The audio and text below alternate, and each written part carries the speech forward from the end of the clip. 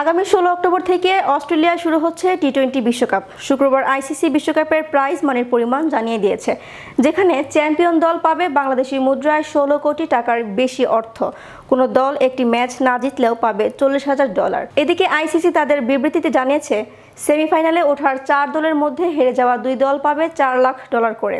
16 দলের এই টুর্নামেন্টে মোট প্রাইজ মানি $56 লাখ। সুপার 12 থেকে যে 8টি দল বাদ পড়বে তাদের প্রত্যেক দলের জন্য থাকছে $70,000 করে। এছাড়াও সুপার 12-এর প্রতি ম্যাচ জেতার জন্য $40,000 করে পাবে প্রতিটি দল, যার মানে বিশ্বকাপে কোনো দল একটি ম্যাচ না জিততে পারলেও $70,000 নিয়ে ঘরে ফিরবে।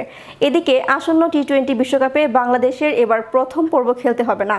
সেরা 8 দলের মধ্যে থাকায় আসন্ন টি-20 বিশ্বকাপে সরাসরি সুপার 12-এ নামবে টাইগাররা। ফলে সাকিবের দল যদি বিশ্বকাপে কোনো ম্যাচ নাও জিততে পারে, তবুও $70,000 নিয়ে ঘরে ফিরবে, আর প্রতি ম্যাচ জিতলে পাবে $40,000 করে।